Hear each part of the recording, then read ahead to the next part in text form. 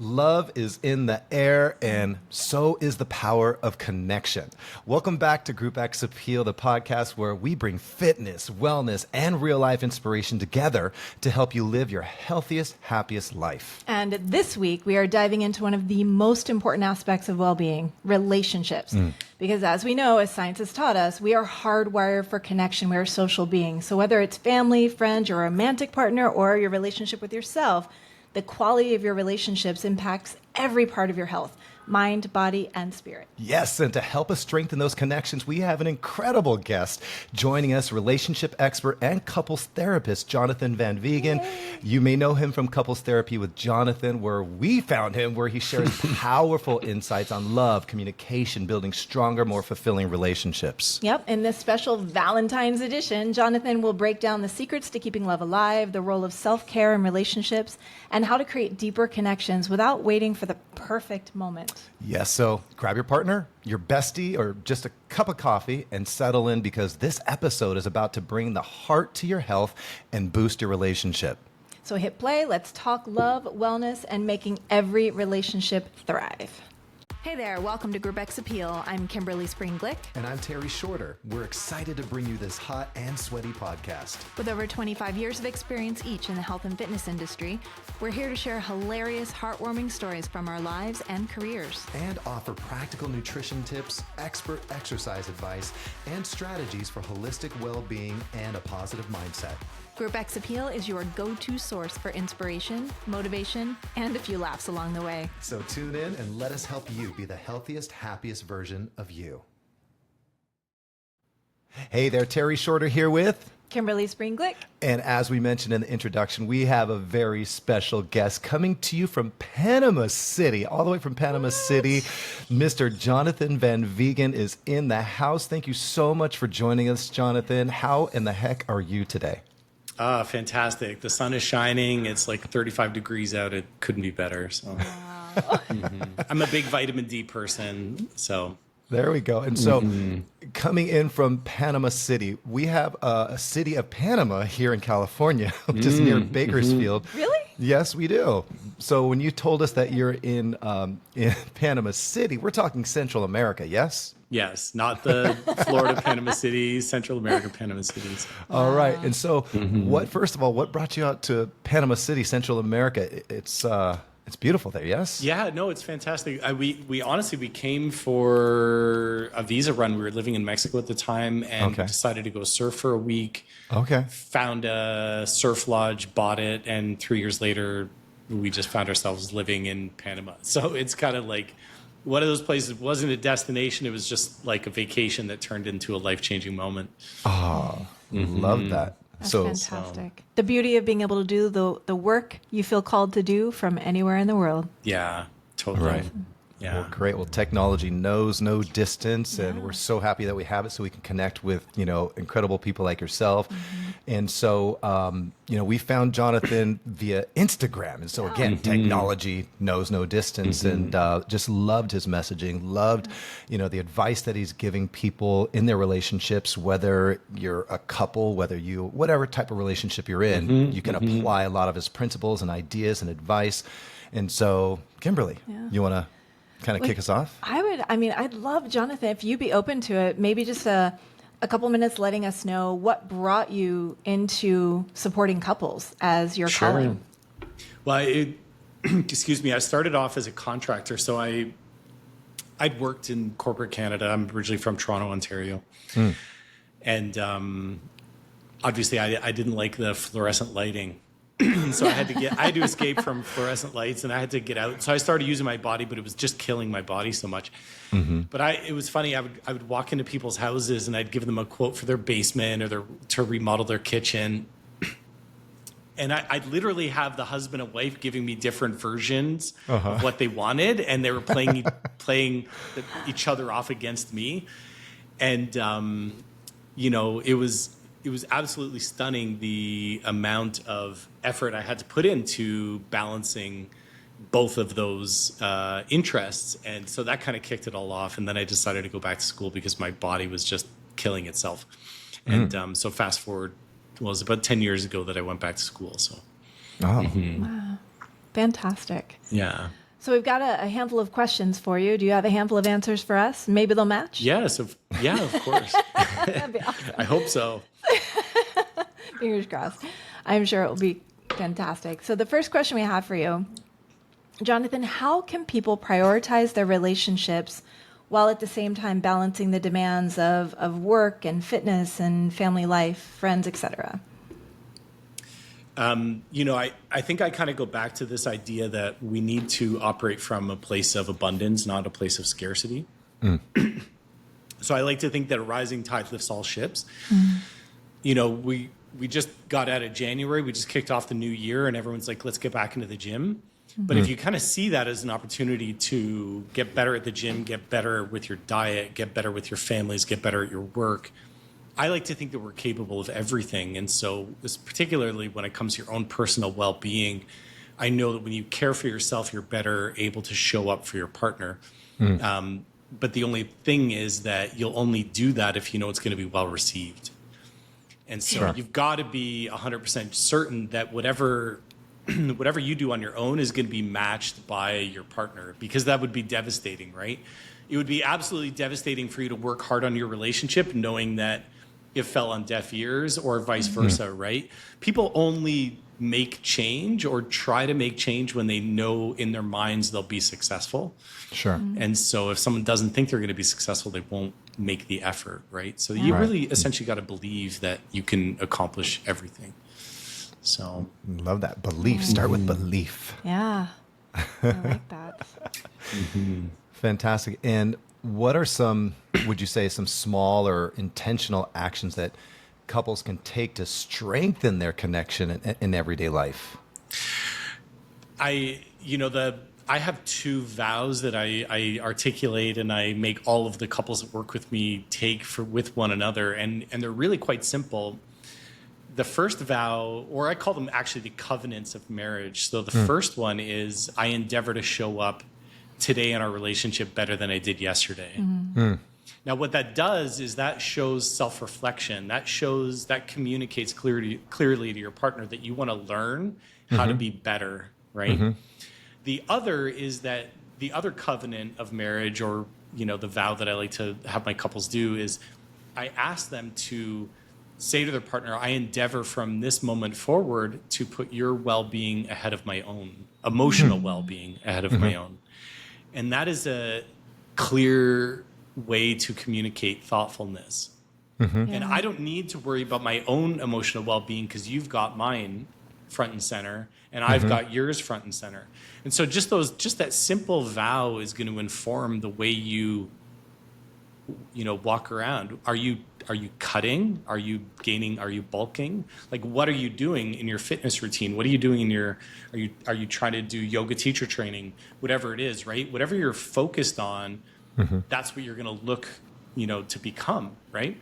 And so if I wake up and I know that I've made this covenant with my wife that I'm going to put her emotional well-being ahead of my own, and I'm going to show up better than I did yesterday, that informs what I see.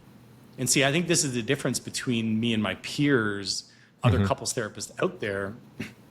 They want you to process your hurts, process your pain, boundaries, needs, all that garbage that gets you focused on the thing that you don't want, right? Yep. So as a couples therapist, I can't walk around telling you, the key to life is exhale the carbon dioxide. Because you're not going to have a North Star, right? You're not going to do anything, right? What you need to do is inhale oxygen. Yep. So I think it's borderline unethical to take a couple that's in distress and get them focused on their problems or their fights. And this is why people end up in couples therapy for months and months and years. Sure. And then they invariably DM me, say, Jonathan, we've been to couples therapy for 6 months. It's not working. It's making things worse. Sure. And it doesn't make it better because you're locked into a conversation about what you don't want. Right. Right. Yep. So you really want to inform yourself. What do you want? I want my wife to know that I love her. So I'm thoughtless. I put her before me. And then the second is I want her to know that I want to change, which is I endeavor to, show up better than I did yesterday. Right. So when I communicate those 2 messages to her, how connected do you think she's going to feel to me? Sure. Very. Sure. Right?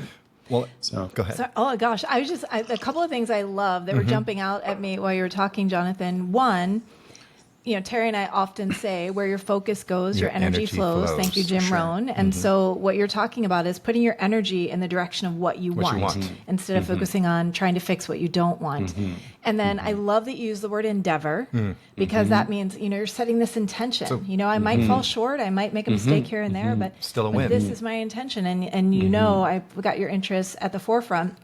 And Terry, we are not a couple romantically, but I endeavor to show up in this friendship better every day. Likewise. And I'll do better today than I did yesterday. There we go. I love it. See, it applies there too. Absolutely. Imagine how it works with parents and their children, Sure. Oh, yeah. Oh, yes. Right? I'm using it. right? So For it's sure. it's the message. To break it down, what everyone really wants is to receive the message that they deeply, deeply desire in life. So for 99% of people, they want to be lovable. And I just recently coined this term, they want to be tetherable. They want to see themselves as someone that their partner would want to tether themselves Yeah, to. connected. Right? So when you wake up and all you're wanting to do is to send your wife or your husband or your partner this message that they're extremely tetherable, and all you want to do is connect to them, and this is the message that you focus on every single day, the way a bodybuilder focuses on bulking or cutting, the way someone is like my sister is going through yoga teacher training, when that becomes your life's mission, how can you fail at that? Right. So, how do you manage couples if one of those couples is afraid to be tethered?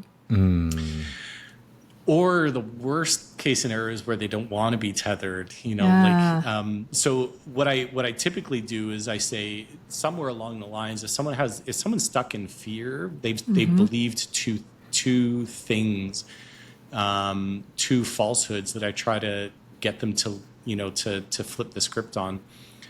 The first is typically they don't believe they deserve the relationship of their dreams.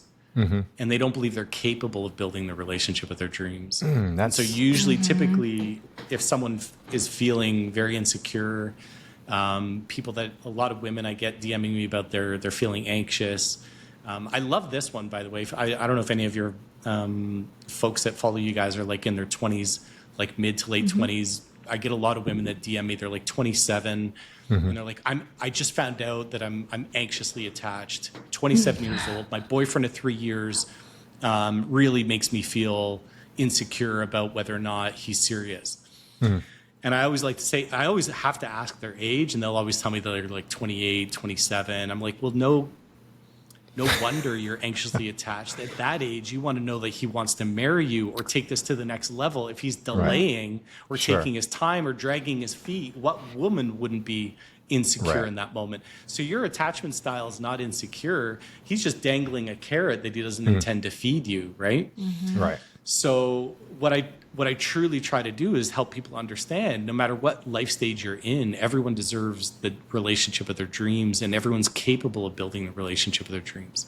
Now, if you believe those two things, that you deserve it, then that 27-year-old woman whose boyfriend of 3 years talks about marriage but never produces a ring, would his behavior measure up to her vision of what she deserves? No, or expectations. Likely not. No. And she'll kick him to the curb, and rightfully so, right? Sure. And so it just goes on and on. So when you look at your relationships in your life through, I deserve everything I want and I'm capable of building it, well, then you'll have hope and you won't have fear. Well, what would you say to those who feel they have the ability, they feel they deserve it, they feel they're capable, but they fear a loss of autonomy? Yeah, I mean that's a good question, but that's a tough one because I think there's, I go back to the Bible and I say two become one flesh, and so for me, I don't want independence. I also don't want codependence. I want interdependence, which is what I call sameness, right? Sure. Now, I think that we all have our own. Now, I shy away from the term boundaries because I don't think it's important to set boundaries. I don't think it's necessary. I think you're better off just asking for what you want. But that said, though, I think if my wife were to meet a guy online and the guy said, "Hey, do you want to grab coffee?" I would have a big problem with that. So yes, that's a certain degree of autonomy that she's going to lose, right? Sure. But other couples, they're fine with that. So. But I don't think you need to see a relationship as a threat to your autonomy. I think a good relationship is going to be supportive. You're going to you're going to co-create a reality that you guys want together. So, Beautiful. Yeah. So what are some, key first steps in relationships that we can kind of take toward better communication and understanding, would you say? I think a lot of people blame poor communication as the problem for poor intimacy. I've even heard couples that say infidelity was the cause of bad communication, and communication becomes a catch-all. That's really not a North Star. That's like the personal trainer saying to the client, "Oh, you want to build muscle? Okay, your workout routine is go to the gym and lift weights." Does that help any newbie client? No, they need specificity, right? They need to know, right? So what does that look like? Now, I like to begin with an intimacy dashboard, which is what I created. Every couple has a natural flow or a natural balance of their sexual intimacy. Whether that's 2 times a week, 4 times a week, whatever your number is that feels good, not forced, but what feels good. I say, write that number down. When things are really going well between you guys, write that number down. Yeah, no, that's great. And one of the quotes that you shared most recently that I had to copy and share with Kimberly, and I'll share it here. It said, conflict is an opportunity. And this is not just for the guys out there, for everybody out there. Conflict is an opportunity. It's an opportunity to grow and an opportunity to get curious. And, when your significant other, you said, gets mad at you, you have 2 choices. Number 1, get defensive or get curious. And so I think it's actually more fun to get curious too. I think so too. Yeah. And when you're curious, instead of there being some form of, okay, this conflict happened, and because it happened, I'm going to add that into the loop in my mind of the story I'm creating about who I am and what a good person I am or am not. The curiosity leads to, let me know more about who you are. Yeah. That's beautiful. Brand new conversation. That's so good. Teamwork makes the dream work. Yes, it does. Yes, it does. Well, that's a beautiful thing. And we're so grateful for your time today. We're so grateful for you sharing your treasure with us, with other people, with the listeners, and everyone else in the world who's going to have an opportunity to find you and to kind of get some words of wisdom that'll help out their relationships, whether it's couples or just any relationship, like we were talking about before, so they can show up better. It applies. It certainly does. Yeah. Yeah. Thank you so much. Fantastic. So make sure that you follow Jonathan again on Instagram. Couples Therapy with Jonathan. That is it. And Boom. he is very, very accessible, like he said, and which we are so grateful for. And make sure that you share this episode with anyone else out there who needs it, who could find value from it. I know everybody can, by the way. Most definitely. And you can follow this podcast, Group X Appeal, on just about every single platform. All the things. All the things. All the platforms. YouTube as well. And again, we're grateful for you, Jonathan. Thank you. Thank you for listening in. I'm Terry Shorter. Kimberly Spreen-Glick. And we encourage you, as always, to make it a great day. And why? Because it's a great day to have. Yes, it is. Peace out. God bless. Much love.